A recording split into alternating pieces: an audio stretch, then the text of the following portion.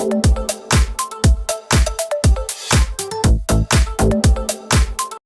everyone, welcome back to the studio, and today I'm here to review Wicked for Good, which came out in theaters last weekend. So I really enjoyed the first movie. I enjoyed the theme of friendship throughout, which was obviously a theme in the second one. The main overlying story, besides witchcraft and all of that, is the friendship between Glinda and Elphie. I'm just going to say Elphie because I'm going to screw up her actual name. Like every time I tried to say it, or my parents, I ended up like messing it up. So I'm just going to say Elphie and Glinda.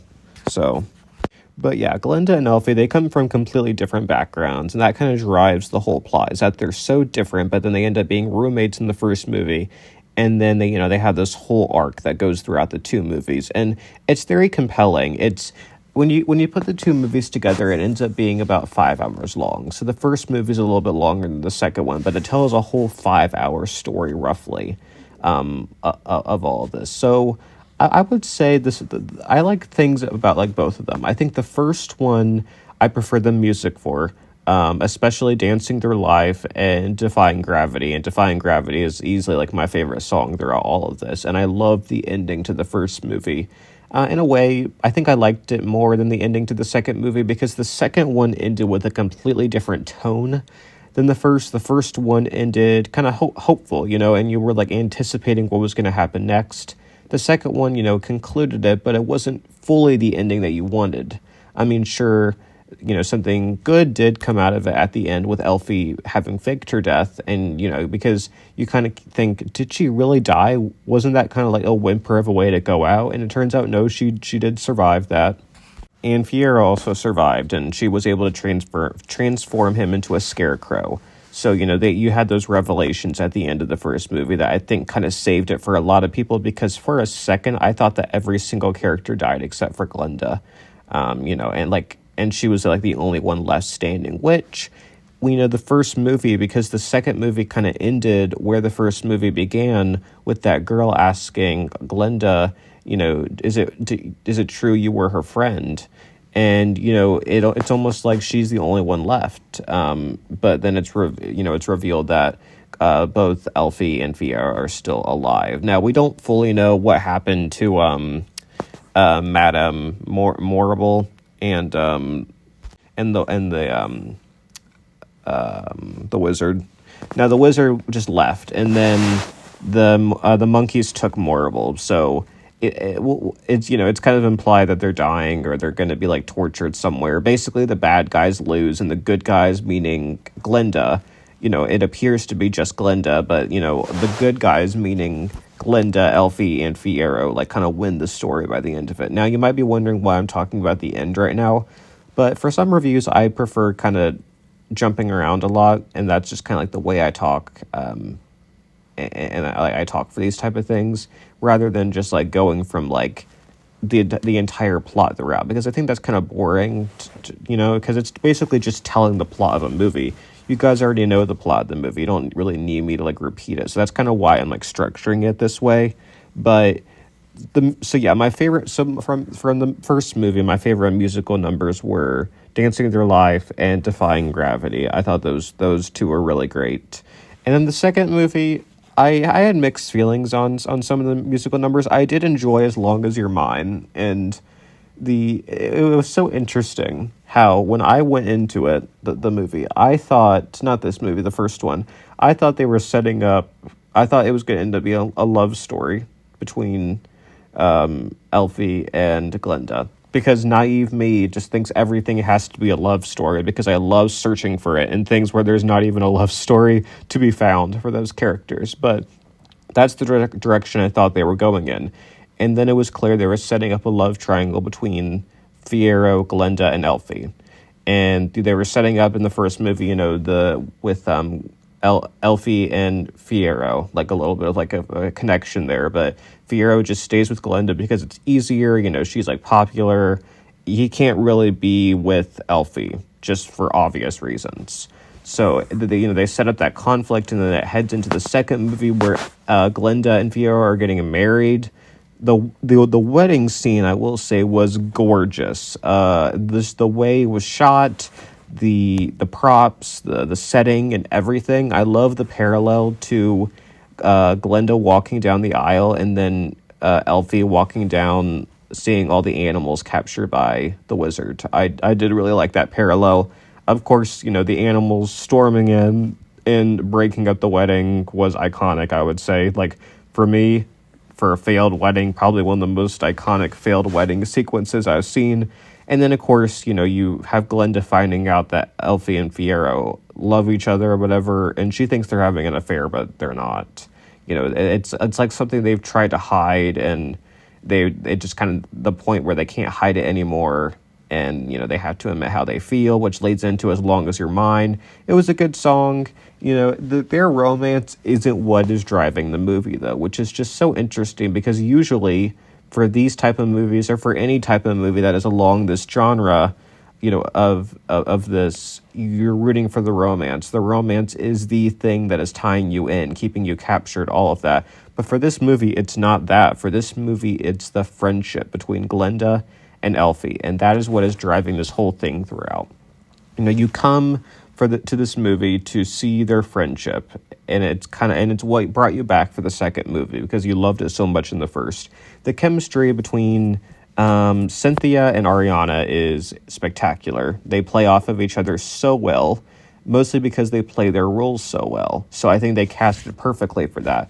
Their voices are great in different ways. I think Cynthia's voice during Defying Gravity is hard to beat, especially I'm not even gonna, I can't even say it because I just know I'm gonna fuck it up. But her voice during that closing song was spectacular. I can't even deny that. Now, Ariana is a great singer too. I like her music in real life. I think her role in Defying Gravity was good. She had good moments in these songs. I didn't love the Bubble song, The Girl in the Bubble. I wasn't really a fan of that because her voice was so high-pitched, and it sounds much better when she goes deeper, which is why my second favorite song there, all of this, was For Good. Because what they did was they did a little twist on it. They had Elphie's voice, or Cynthia's voice, be higher and Ariana's voice be lower, and it works so well for that song. And she sounded so much better when her voice went deeper. So I wish she went deeper during some of those other songs, like the popular song in the first movie that I can't remember the exact name of it. And then the Girl in the Bubble. I wish they had her voice be a bit deeper. It was just a little bit too high pitched for me. But they're both great singers. I just think that Cynthia, it came a little more natural, her songs, and Ariana, it was more like hit or miss. But I hadn't watched anything with Ariana in it, and being an actress, and she did such a good job. I was surprised. I thought her acting would be kind of, whatever. I thought it was just going to be too cringy, for the character of Glinda, but she plays it so well, and her emotional beats, they really hit hard. She does such a good job at playing both sides to a character, where you have Elphie, who's a bit more one note. I mean, she's a compelling character, but not Ariana. Glinda has, a bit more layers to her character, because, she starts one place and she ends up at a completely different place. And Elphie does in a way too. It's just her. She had a little bit less to prove than Glinda. Elphie, they had different journeys. And I think that was kind of the point, is that Glinda had more to prove from the beginning of the first movie to the end of the second one. And that, that showed when it tied back at the end of the second from where the first movie started. That showed that she had grown. And, she took control. She confronted the wizard, which I'm not going to lie. My mom did pick up on it, that she thought that spoiler alert, the wizard was Elphie's father. And for some reason, I did not pick up on that. I did think it was kind of weird how the sequence was shown with the mom having the affair. I did think that was kind of weird, just how extra it was. But it's clear that was supposed to mean something, and it did. It did, amount to something, and amounted to a lot. Where we found out that the wizard was Elphie's father.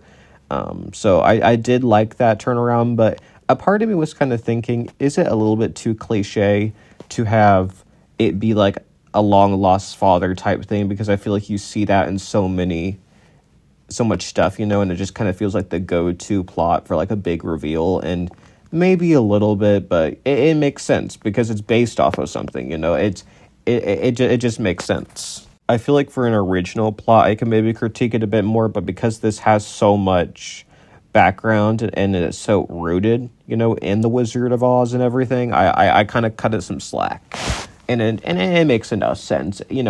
It ties back to that whole exposition from the first movie, and it kind of gave it a reason, like, because like the affair itself, explained why Elphie became green, but I'm like, what other purpose was there behind it? And yeah, so one thing I didn't really like about the second movie was Nessa and how she kind of turned evil.